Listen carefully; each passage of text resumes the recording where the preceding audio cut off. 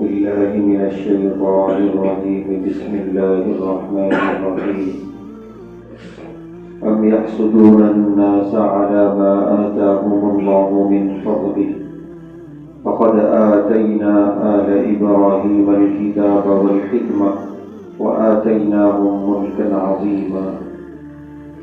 کیا یہ لوگ دوسروں سے اس چیز پر حسد کرتے ہیں جو اللہ نے اپنے فضل سے انہیں عطا فرمائی ہے؟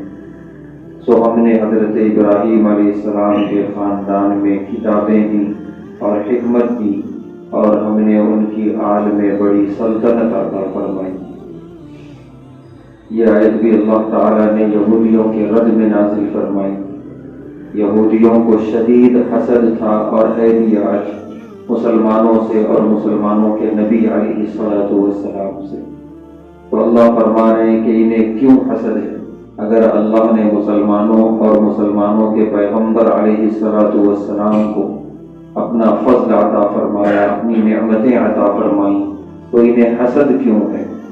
جبکہ انہی کے خاندان میں جو بڑے بڑے انبیاء آئے، یعنی خاندان بنی اسرائیل میں جو حضرت ابراہیم علیہ السلام کی آل کہلاتا ہے خاندان، حالانکہ آل میں خود پیارے نبی صلی اللہ علیہ وسلم بھی شامل ہیں، لیکن یہودی چونکہ فرق کرتے تھے دونوں میں، تو اللہ فرما رہے ہیں ان کے آل میں جتنے انبیاء آئے ان انبیاء کو ہم نے کتابیں دیں، حکمتیں دیں، اور بعض انبیاء کو ہم نے بڑی بادشاہت بھی عطا فرمائی، جیسے حضرت داؤد علیہ السلام، حضرت سلیمان علیہ السلام۔